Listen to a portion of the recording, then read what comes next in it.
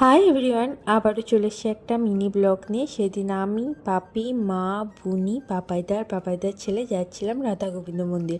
আর দিনটা ছিল রাধাষ্টমী। তোমাদের সঙ্গে কথা বলতে বলতে রাধা গোবিন্দ মন্দির চলে এসেছি। এখানে কীর্তন দেখে, রাধাকৃষ্ণের মুখ দেখে মনে হয় এখানেই থেকে যায়। জীবনের সুখ দুঃখ, ভালো লাগা, ভালোবাসা সমস্ত কিছু এখানে।